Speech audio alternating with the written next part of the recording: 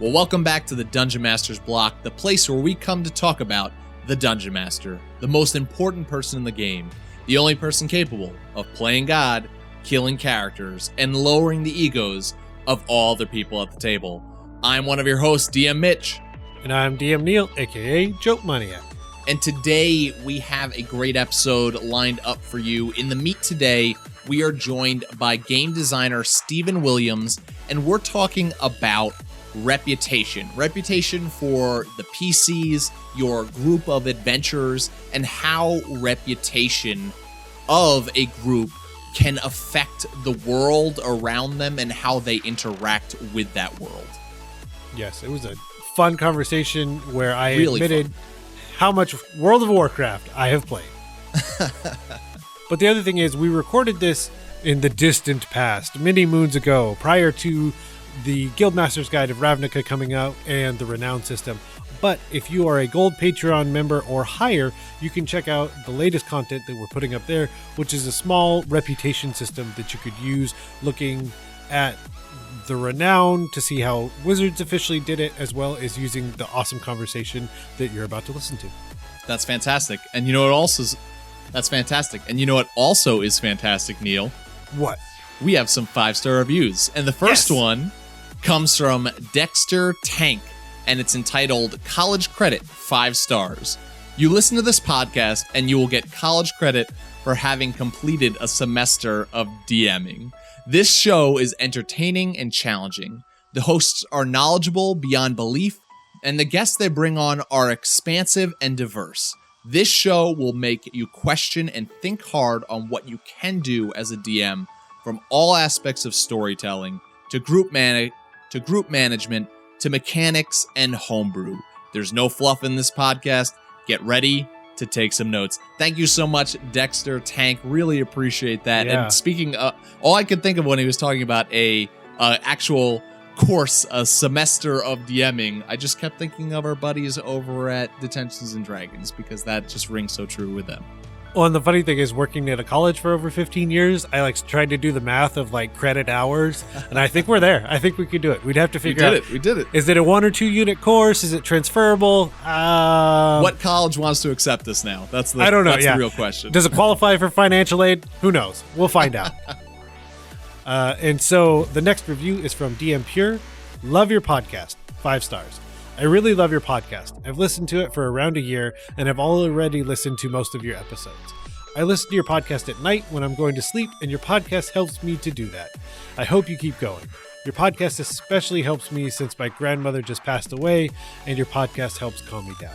I do wish, though, that you went back to doing longer podcasts, but I do know that some people like shorter podcasts better. Love your podcast, DM Pure. So thank you for that awesome review, and I'm glad that we can help. That is the number one goal, is that we can help you in no matter what you need. Yeah, those heartfelt reviews really, they encourage us to keep going. So thank you so much, DM Pure. And our last review comes from Rob Steinberg and is entitled When There Isn't Enough Stars. 5 stars. Perfect.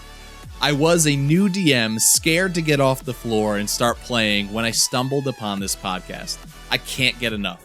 Having trouble with NPCs? Podcast for it. Struggling to get the juices flowing? Podcast for it. What do I do with my maps? Podcast for it. Great job, guys. Keep it up, and please don't stop. I love that. That's maybe a new logo for it. Podcast. Podcast for it. That's perfect. Oh. Beautiful. Thank you so much for that review. We appreciate it. And Neal, without any further ado, what time is it? Let's head to the meat. I'm starving. We ain't had nothing but maggoty bread for 3 stinking days. Why can't we have some meats? The flat meat's back on the menu, boys. So for this segment of the meet, we have with us Steven Williams, author and game designer, creator of Nerzigul's Dungeon Master Tools Kits and Nerzigul's Game Master Toolkit. Welcome to the show, Steven. Hi, guys. Great to be here. Awesome to have you. Yes. And as always, we're going to start with a little bit of an interview and my favorite question. Can you tell us a little bit about yourself? Whatever you think the listeners should know. Yeah, I think I'm a bit newer to the D&D scene. I played a little bit back in high school, but I didn't really get into it until about 5 years ago, and just kind of fell in love with it at that point and decided that I wanted to do some designing on my own. And really, I just took bits from my own campaign worlds and threw them together to start creating these books. And once they caught on, I fell in love with it, and I've been designing ever since. I'm a programmer by day, and so this is all on the side. This is what I do for a living, but it is what I'm most passionate about in my life, I'd say.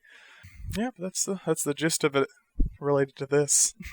I mean, I love that. I think that it's really cool that, you know, there are people who start playing Dungeons and Dragons, and for a long time it's like they might be like, I don't know if I can sit behind that Dungeon Master shield, like there's too many rules, there's too many this. You're the opposite. You've been playing for, like you stated, I haven't been playing that long, and you just jumped into game designing right away, which is fantastic, and already have published books that people can buy with monsters, adventures, all these different aspects that you can add into your game. Yeah, my playgroup has a really unique situation in that we have about 5 different people out of our 6 that want to actively DM. Normally people struggle to find a dungeon master, and with us, everyone wants to DM, so we kind of have to like trade off weeks or campaigns, but yeah, it's the opposite of what most people struggle with their D&D groups, because we have a lot of creative people. How happy is that 6th person, though? Like, no one will ever ask me. This is amazing. It's true. That's awesome. So speaking of your D&D books, can you tell us a little about Nerzagul's D&D books? Specifically, I'm looking also to find out, who is this Nerzagul guy? So Nerzagul is just the online handle I've had for a long time. It was the name of my original character in World of Warcraft, a druid. Well done. But it was actually based off one of the characters in Dota from Warcraft 3. And so I just did a twist. Most people think it's from like the Lord of the Rings, Nazgul, but it was not. It was from a character in Dota. But yeah, it's just the handle I've been using ever since. It's just what I went with because it's very high fantasy sort of name. But the books, like I said, it was just things I pulled from my campaign that I thought people might find useful. So my first one has got a whole bunch of random item tables. You can craft your own magic items. I use them in a forge in this huge open like hex crawl world where people could donate money and enchant items, and it could have good and bad effects. And then dungeons that I could drop into that world, one-shots that people could use in their worlds. And then I went on and started creating monsters and puzzles and magic items, and pretty much anything that I think a dungeon master might need, they can look to my books and find things that they can use in their own game world. And I try to keep it all world agnostic, so you can kind of drop them right into any session or any game. All the one-shots, most of them wrap up nicely in a day, and if not, I'll let you know ahead of time. But yeah, it's just anything and everything you might want if you're a DM. I really focus on new DMs as well. I try to make introductory adventures so I can help people get into the hobby that I love so much, just kind of as that jumping off point to help take away some of the intimidation with these as a guide for that. You know, a one-shot's a nice way to jump in and experience being a dungeon master without saying, I'm going to run a campaign for everyone. That's fantastic. Yeah, the books are great. I would recommend anybody checking them out. For myself, when I buy a book, the first thing I want to go to is the monsters. Like, a book with lots of monsters is my favorite kind of book, and your books certainly have given a plethora of new monsters. That's the part that I've scoured over the most. But beyond that, like you were saying, it has plenty more for a dungeon master to use. And I make them available as pay what you want. You can find them on the DM's Guild and Drive Thru RPG, because I kind of like the idea of anyone being able to have access to my tools, because not everyone, like, I was the poor college kid too, and so I couldn't go out and spend $15 on a book all the time, and you're not always willing to take a chance on something that's, you know, just a random guy out there. Like, why am I special? And so if people want to donate, they can, but everyone else, I'm just happy that people are using the content. And when I hear people tell me about their games, or I've even seen videos of people run it, that's more than enough reward for me. That's great. That's awesome. And like, if you go and you check those out as PDFs, you can also decide then if you would like to go and have the hardcover, because those are available to purchase. You can purchase them right on Amazon. Like, you can definitely go and purchase them and have them and add them right to your collection. So speaking of your books, is there anything that you are working on that isn't out currently? Yeah, if you follow me on Twitter, I've been posting some art that I've been getting lately. My next project is going to be Nerzigul's Tome of Horrors, or Horrifying Adventures, I think is what I finalized for the name. But I really like the horror themed one shots. I've already released a couple. One's based on the Blair Witch Project. One's based on creature called the Golgoroth, that is this giant frog demon with tentacles and no eyes that turns people mad. But this new book's going to have an adventure inspired by The Thing, and so it's kind of bringing the custom mechanics of hidden PvP elements into it. I've got one based on It Follows, which is one of my favorite horror movies, and putting the characters in a situation where there's a creature that they can't kill, and how do you deal with that scenario. And then a follow-up to The Cult of the Golgoroth, which is one of my most popular adventures that I released on Halloween a long time ago. Is one of my first jumping points into this. And yeah, we're bringing him back and making him more deadly than ever. And so I'm really excited about it. It'll probably be out early next year. I'm getting art done right now and doing formatting and finalization. But Fantastic. Awesome. So, as always, we have a surprise question to end this wonderful interview. And that, yeah, there it is. And that surprise question comes from DM Jude on Patreon. And they ask, what real-world language do you think would fit some of the core D&D races?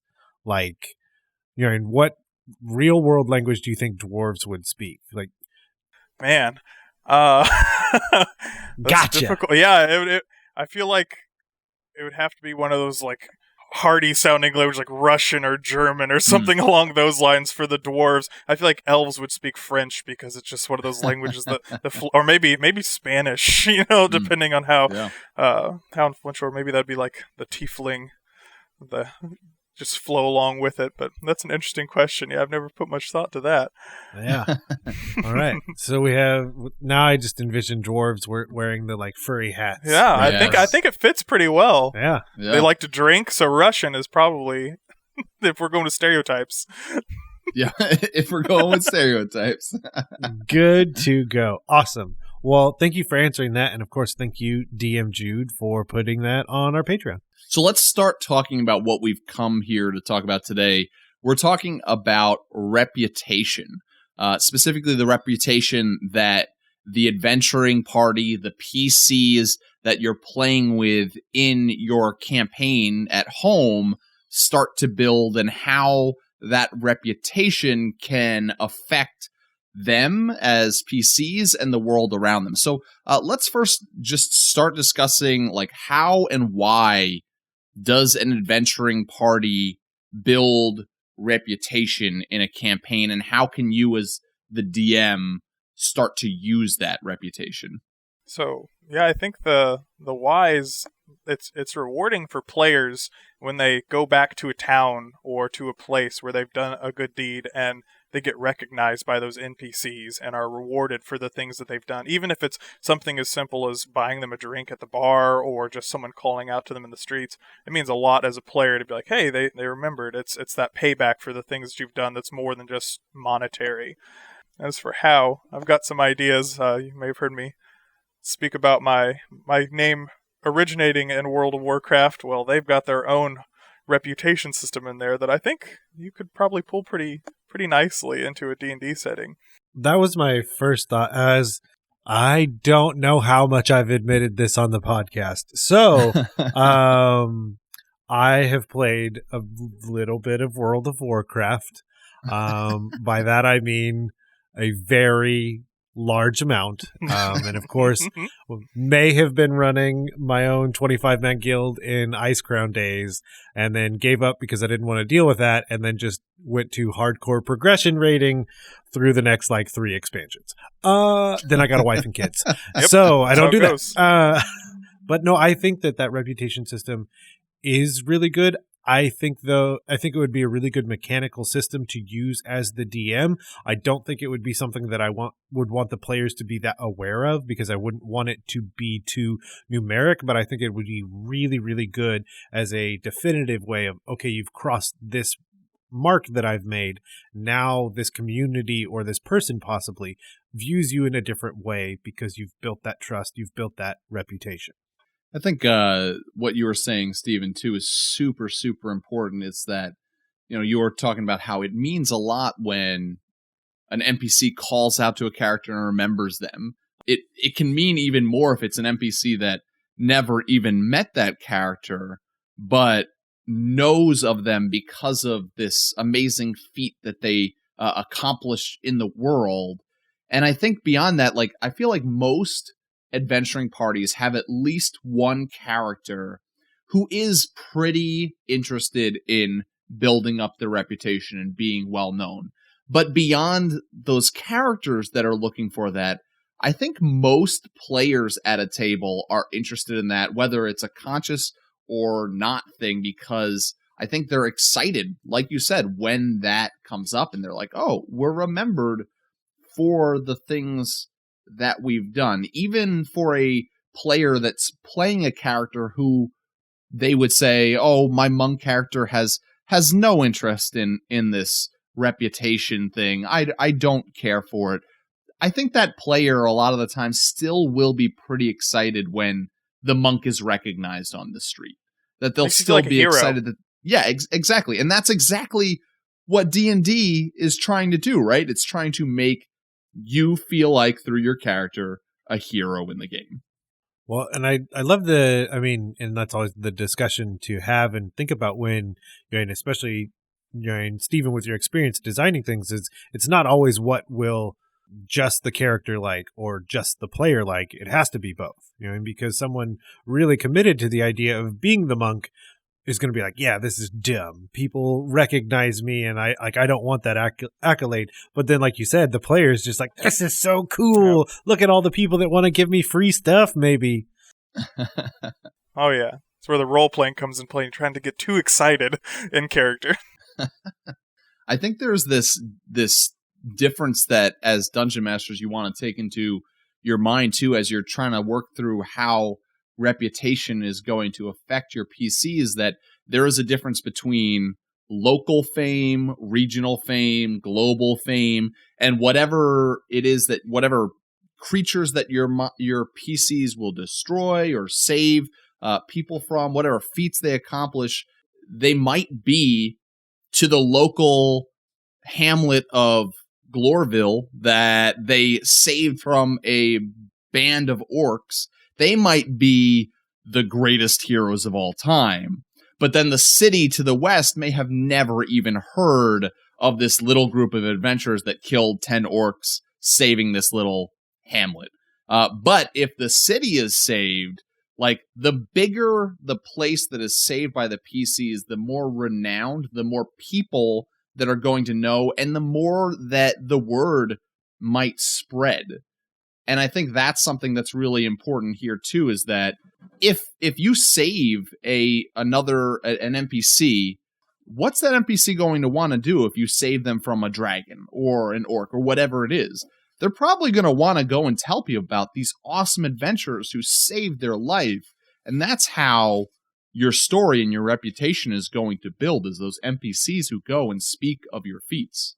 For sure. And yeah, if you save like the capital city of this continent from a dragon attack or some lich, that's going to cascade through every single city in that area, because people are going to know about that. But as you said, like, you stopped a small band of raiding orcs from one village. To those people, you might be a hero and be well renowned there, but that fame might not spread quite as much as killing a dragon. Although that can still be special. Like, if you, even after you kill that dragon, saving that city, and you return to that little hamlet that you saved from orcs, they still might have that pride, like, we were first. They started here. Have you watched Firefly? Thank you. All I can think of is the hero of Kanta, the man they call Jane. Like, oh, yep, that's exactly what I was about to mention. That's so good. Well, I mean, the other thing that I was thinking is that there are also situations where you're essentially robbing Peter to pay Paul, in that any positive reputation that you may get with this group of individuals is going to reduce it over here because of whatever animosity they may have towards each other.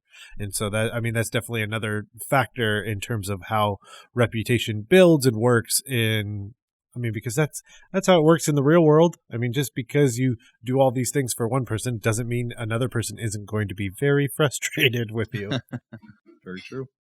I was gonna say, all I can think of is like you go to some town a little ways over, and maybe you hear a traveling bard singing a song, and they hear their names come up, and it's just like, hey, that was us. We did that. Like maybe not even call it the party or have a name for the group that you've created based on their deeds or one that they've created for themselves that they all of a sudden overhear. And once again, it's just creating those like heroic moments for the players, not even the characters and the players themselves.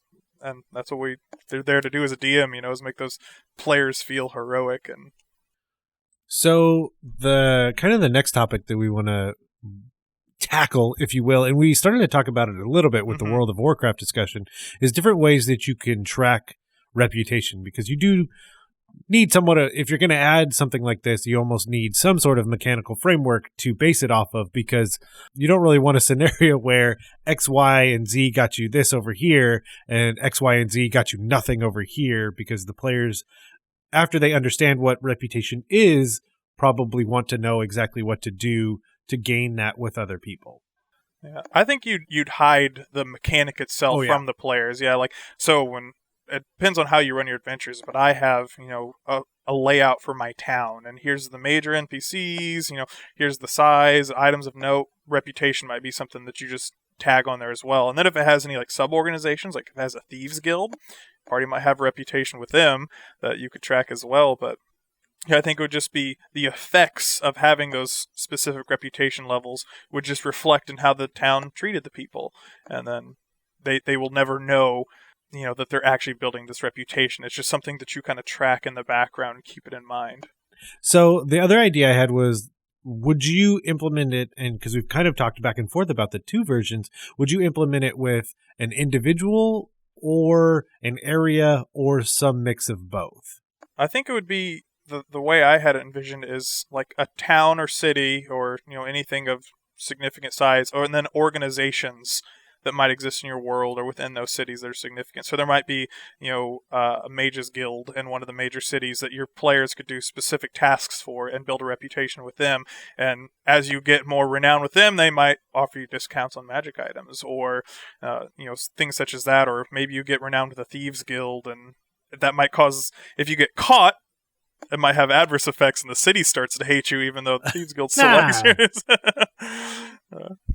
I think that's a good point too, because you can have you might, depending on how much you want to really get into this a way of tracking reputation, you might have separate charts or separate total amounts of reputation that your PCs have depending on where they're going. Like if they're doing things for a thieves guild that's done in secret, well, in the thieves guild themselves, they might be really well known and really have this high reputation, but when they go out into the world, they might be known by no one. And that's going to be the point. Or an assassin's guild, you don't want to be part of an assassin's guild and be walking down the street and everybody's like, hey, there's that famous assassin that killed the mayor last week. Like you'd be arrested on the spot if that was the case. I like almost like I guess this is me possibly overcomplicating it, but I like the idea of kind of knowing the reputation with an individual, kind of knowing the reputation with an area, and then possibly kind of tracking what their world renown is, and like having a low percentile chance that like you're in this town over here. Also, I just like being a jerk and having my players roll for things they don't understand and be like, okay, can you give me a percentile roll? And maybe it's like below 5%, but if they get it, then it's like, wait a minute, you're the people from way back here in this small town and you saved them from a dragon. But, and having like that very small percentage chance that like somewhere out in the world they can still be recognized. Absolutely. Yeah. And like we're talking about, if the more feats and the more people that are saved and the more stories that are told, you might have different, like you might be going, okay, well now you have to roll a 10% at least, or 25%. And the more that your PCs do, the higher chance that people are going to go, I know you. I've seen your face on posters. I've heard tales of you and the armor that you wear. And absolutely. Yeah, I think that's great. Oh, I was gonna say, we mentioned earlier, events that happen in other towns could impact that. And yeah, when I was kind of building out just like a framework for, you have in World of Warcraft, you have 8 tiers, I guess technically. You start out neutral, you go friendly, honored, revered, and exalted. And so if you help like an individual person or maybe a small group of people within that town, you could get up to friendly because they tell the story. Maybe there was orcs attacked a caravan of one of the merchants in that town. So he tells the story and they like you. But for them to revere you, you need to like bring some significant wealth to the town or save them from some looming threat. Or maybe you just have a good reputation with them, but you've also saved their neighboring town. There's a lot of different ways you could reach that next tier and say, hey, these people have helped out not only us, but our neighbors as well. So they're really someone of note that we know isn't just in it for themselves. Yeah, there can be like totally different levels of perks to being recognized. Like we've said, there can be discounts at stores, or even, I mean, it happens in the real world all the time. The famous rich people are the ones that get all the free stuff, right? That people go, hey, please, no, you don't need to pay for this meal. This is on the house. But there can also be other perks. And one of the things that I was thinking would be really cool is, as a role-playing perk, and this goes along with, I believe, what, like you were mentioning, Stephen, like a group of adventurers might come up with a name for themselves. In one of my previous campaigns, the adventuring group decided they were called the Grey Cloak Guardians because they wore gray cloaks. And so they started to become known for that name. But that name might come from the players deciding that name themselves. That name might come from their renowned building and the people of the world starting to give their characters or their adventuring party this name that then starts to spread, and they become known as the saviors of such and such a village, or the slayers of the dragon such and such. And these are names that they can carry with them, and they may have multiple titles depending on where they go and who knows them. Hero of Kanta. Exactly. Yes. The other thing I thought was that top end of reputation, it kind of starts to bring things that aren't always positive as well. Because then the way that you go into a town and interact with the town changes, because everyone might recognize you and what you like. So then you're thinking again of like the very popular people in our world of like, okay, so you have to go into the back entrance of the inn, or else everyone's going to like accost you and be like, well, hey, I need this and I need that, and can you help me over here? And I've got this problem with these trolls on like the forest over here. So definitely thinking about potentially some negatives with the very high end of reputation. Got paparazzi following you around. Yep. Absolutely. Kids asking for your autograph. Absolutely. I just imagine a guy running around like trying to sketch you very fast. Hold still. Or sitting in a restaurant trying to have a meal with your adventuring party, and everyone around you keeps on interrupting. Can I get a selfie sketch with you? Or, or just talking about you at the tables, and you can't get a moment of peace anymore. You might really enjoy leaving and going to a place where you can have some peace and quiet. Or it's like, we're trying to do this covert. Everyone knows us. What do we do? And it could present its own challenges to the party. It's like, you need to walk in with disguise self active or seeming, because everyone here knows who you are. Oh, man. So we said paparazzi, but the actual answer is clearly bards. Like a troop of bards, like trying to follow you everywhere you go and document all of your stories. And that's so good. Absolutely. I was going to mention that before. Bards, I think this is a beautiful place that bards can come into play beyond NPCs running off and saying, I was saved by this group of adventurers.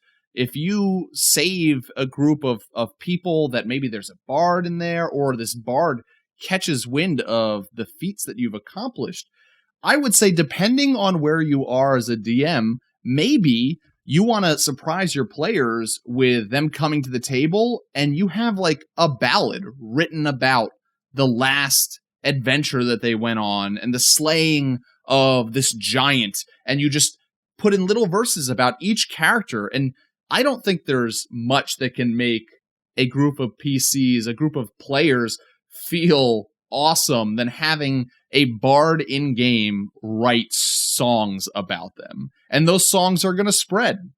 As a player, having your DM write a song for you, that's pretty special too. Like, yeah. Wow. Yes. How much time did you spend writing a song? Yeah. But even to flip that on its head, if you have a bard in the group, you might even like just, plant that seed, look at them and be like, it'd be cool. And you know what you might gain some reputation for is if your bard decided to write a song about the things that you just did. That might go pretty far. And just to give that bard an opportunity to roleplay, give that player an opportunity to do what a bard can do and write a song or write a poem if they don't want to sing it at the table. Which not a lot of people will be willing to do, I find. True. And if we're being real, if it's a player doing it, I would fully expect those tales to be fish stories, to be embellished, to be, that giant that was 10 feet tall is now 30 feet tall. And I don't see anything wrong with that. That's what happens in stories and poems and tales all the time. And that could also help your story. And yeah, I mean, you think of, now I'm thinking of the scene in Braveheart, my favorite movie, where William Wallace comes riding into battle and none of the people believe that it's him. And William Wallace is 7 feet tall. And all these different things that they have through the myths and the stories built up in their minds, which is also a funny thing because it would be funny if you got recognized by a person and they're looking at the player's paladin and they're going, thought you'd be taller. Yes. Armor's not really that shiny. So the last thing we want to talk about is, while we're talking about this idea of reputation, we've mentioned it a little bit already, but there is something that we have to kind of talk about, is that there is a difference between being famous and infamous, or being well known for doing great deeds and saving cities and slaying monsters. And you might also be known for assassinating good people or teaming up with monsters and ransacking cities. And so how does this affect this idea of reputation that we've talked about, whether it's perks or how you are interacting with people? If you're more on that infamous side, what's the difference going to be? Yeah, I'd say, when you get friendly, maybe you get discounts on goods. They'll let you stay for free at the end. They have erect statues of you in the town square. When you're on that bad side of things, because maybe you got caught breaking into a house and you're trying to be covert, or maybe you started a brawl in the tavern, or you've helped a lord that opposes the city that you're in. Could be, since it doesn't necessarily need to be malicious, it could just be helping people that they're not allies with or that they see as an enemy. I think it starts out, they'll overcharge you for your beer, for your potions that you want to buy. If it gets too extreme, going back to like the WoW ones, there's unfriendly, hostile, and then hated. If they're hostile, maybe they're really suspicious, higher DCs on any of your persuasion checks or anything like that because they just don't trust you inherently. Merchants might just turn you away because they don't want your money. And then once you're at that hated level, because maybe you did do something terrible or you got caught breaking into the Lord's house, you're just not welcome in town. The guards will try to attack you on sight. No one wants you there. The other idea is also having it with good deeds misinterpreted. Is the other thought I had. Going, your friendly neighborhood Spider-Man comes to mind, or like the Battle for New York in the Avengers. It's like I can definitely see both sides of this conversation of like, hey, you did save us. We have billions of dollars worth of damages, though, and I'm pretty sure this whole thing happened because you exist. Yeah, and possibly we hate adventurers because all they bring is trouble and trolls, and so like that idea of infamous as well. Yeah, you stopped the dragon and slayed the dragon from destroying our whole town. But when the word gets out that the reason the dragon attacked the town is because you snuck into its cave and stole some of its loot and woke it up, you might not be so popular.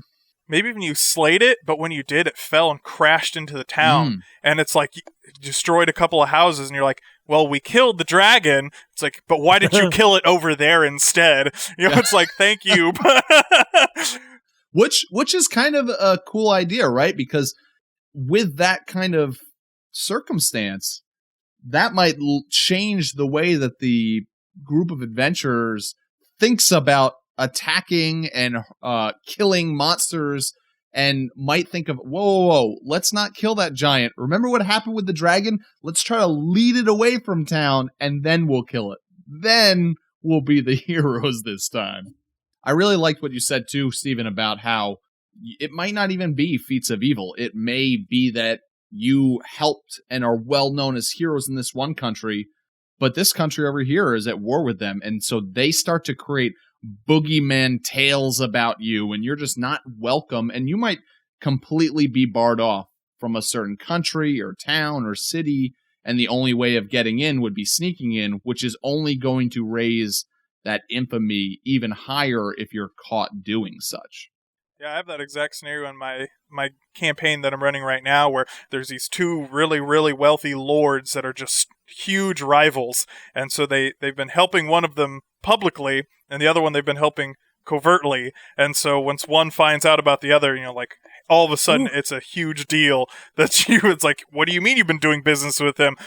You're not allowed to do that. You're supposed to be helping me. And all of a sudden, even though they've been doing mostly positive things for both of them, all of a sudden they've become villains. Absolutely. That's awesome. Especially because the potential of being villains with both. Mm-hmm. I don't think we can end this without mentioning, in Elder Scrolls Oblivion, there was this mask that the Thieves Guild leader would wear. And you would get this mask in-game, and whenever you wore it, your reputation was different depending on what you did while wearing this mask. And you could approach an NPC and wear this mask and be chased immediately by guards, take the mask off behind a corner, walk out in front of those guards, and be completely like, where did he go? And I think it was called the Gray Fox Mask, if I remember correctly. There's, we've talked about disguises, we've talked about infamy and being famous. If we're playing this under the radar, Thieves Guild, Assassins Guild, something along those, maybe that's where, not outside of that is where you wear a disguise, but you wear disguises while part of this guild. And while wearing that disguise, that's where you're building up this infamous reputation. But unless somebody sees you take off that mask, when you don't have the mask off, you can just be another person in the crowd. Or you can do like the very chaotic good approach, where there's this person in town who has an artifact that we need to get, and he's not going to give it to us. We have no choice but to steal it.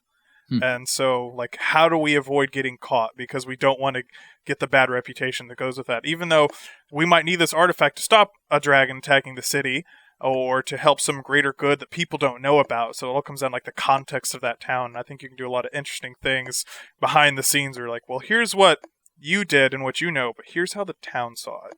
And absolutely, you have to always be considering that. So we have another extremely important question, and that, of course, is where can people go on the internet to find you, Stephen, and all you do? Oh, sure. You just follow me on Twitter if you want regular updates of the stuff I do. I just kicked off a Patreon a few weeks ago for people to get sort of ahead previews of my new adventures and give input on them, to vote on what sort of like monsters and adventures I create in the future. Like I said, it's pretty new, but that's where I'm going to be posting stuff in the future. I have a Facebook page /Nerzigal. Pretty much just search Nerzigal online and you can find me. My products are on the DM's Guild and on DriveThruRPG. You can get them PDF or in print, whichever you prefer.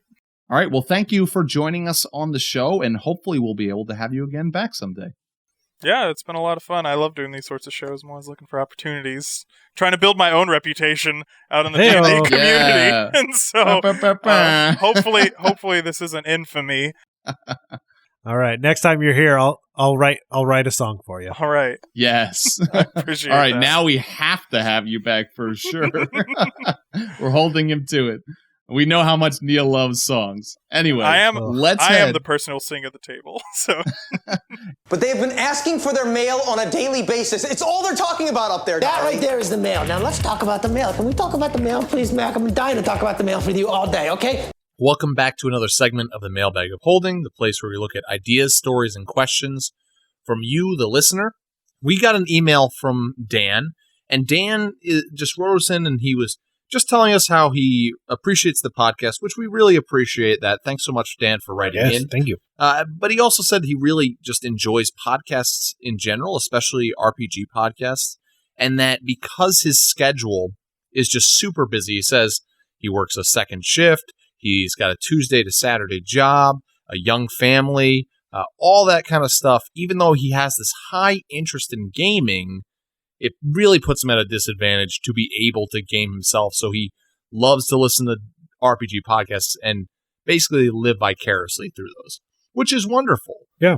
But we kind of looked at this and we thought, maybe we could throw some advice out there to Dan and anybody else who is in this kind of predicament. So, Neal, when you first hear like somebody comes to you and says, man, I really would love to game, especially D&D, an RPG, but I've got this, and this really busy schedule. What would be like your piece of advice to them? So the number one, especially for Dan in his circumstance, is going online and doing Roll20, maybe Google Hangouts, but finding a community, because one of the biggest advantages of online is that all around the world, people are going to be awake. Yep. So if you're working a second shift Tuesday through Saturday, Australia, England, all these different places, you could be hitting the perfect time for them to just be on their own Saturday. Because I know Australia is in future space time that I don't even understand. And they're like a whole day and a half ahead. So I think you could easily, potentially find a group that could fit your time schedule. Mm-hmm. But what's another idea? So two that we were talking about before we started recording this was play-by-posts, which we've mentioned on the show before. We've had actually an episode, I believe, in the past just talking about play-by-posts. And play-by-posts are fantastic if you are in this spot that you can't, maybe it's still difficult for you to even find a couple hours to sit down and sit at a computer and play a game with people. But a play-by-post is where you're able to respond in a text format to a game whenever you're able to find that time. And it's a lot easier to pull up on your phone, like the website or the app that you're using to do it on. I've done a play-by-post through a Facebook group before, and it worked fine. I've done one that's actually the first time that I got on Twitter. That was what I used Twitter for, was a play-by-post group. And it's just really, you can respond to it whenever you want, and it's easy to pull it up when you're on a 15-minute break at work and respond to a game. But then something that, Neal, you and me have actually been doing on the side as well is you introduced me to this app. Tell us about this app you introduced me to. So Marco Polo, and basically it's a video messaging app. So then you can, one of the things we used it for was to better communicate, because with text, you have to infer way too much. So then you can actually see the person, hear the person, and it's an easy back and forth. I have to admit, I was skeptical at first, and now I love it and use it all the time. Yep. And it's easy to do the same thing you do with play-by-post, in that if you forget something, you literally just go back and watch it and listen, and then respond one at a time, respond all at once. I mean, basically just like play-by-post, but with video and voice, which I think really elevates everything. Yeah, so we've actually been playing a D&D game on Marco Polo. And so play-by-post is great because you're really able to, in a text format, really work out what your character is going to say and write it out and go into good detail. Marco Polo is great because it's a video format, so you can kind of take a second, think about what your character wants to say, or work without just jumping into a ridiculous voice. You can kind of work on your voice a little, and then you jump into it and you start recording, and you can tell beautiful, amazing, fun, ridiculous stories and have that little bit of time to think about what your character, or if you're a DM, characters and world, what your response is going to be. And it can all be done whenever it is that you have free time. So I think that's what we wanted to say to Dan and to anybody else who's kind of in the situation. Yeah. Maybe one of these options is a way that you can scratch that itch. Because, Neal, we fully understand wanting to game. And we know that life gets busy, and so we're both blessed to be able to game on a regular basis. We know not everybody else can. So hopefully, maybe for those of you who are out there that fit this need, one of these options can be something that helps you. Yes. And of course, thank you, Dan, for emailing in, and hopefully you have binged your way to this episode. So we just want to thank Steven again for coming on and talking to us all about Reputation and how to put it in your homebrew world. But if you want to get a hold of us and tell us how you're using Reputation in your world, you can always email us at dungeonmasterblock@gmail.com. And of course, if you like this episode or any of the others and see fit, head on over to iTunes and give us a 5-star review, which we'll read on air. You can follow us on Twitter at DMS_block. That's at DMsBlock. And you can like our Facebook page. Both of those places are great places to go if you want to keep up to date on what's coming out with our show. And as always, we want to give a Patreon shout out. And today's Patreon shout out goes to Andrew. So Andrew is a dreaded silver dragon tearing it up. Oh, yeah. So thank you so much, Andrew, for all of your support. We really appreciate it. It's because of Patreon dragons like you that this show is able to keep going strong. The Dungeon Masters Block is a proud member of the Block Party Podcast Network. Check out other shows like Detentions and Dragons, Dungeons and Dragons and Daughters, Geek Wars, and more. Again, we just want to thank you for listening to the Dungeon Masters Block, the place where we come to talk about the Dungeon Master, the most important person in the game, the only person capable of playing God, killing characters, and lowering the egos of all of the people at the table. I'm DM Neal. Good night and good luck. And remember to keep on dungeon mastering.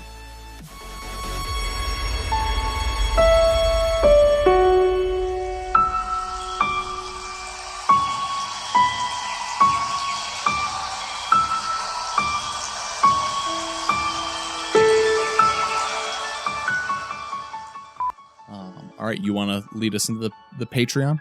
So it's Andrew Silver Dragon. I know what you meant, but you presented it as if Silver Dragon was his last is his name. Andrew Silver Dragon. That would be great if somebody did that on the Patreon, like wrote it in as that, but then decided to be like a platinum dragon. That's awesome. And Andrew Silver Dragon is, what do you think? A platinum dragon. Meow, meow, meow, meow, meow, meow, meow, meow, meow.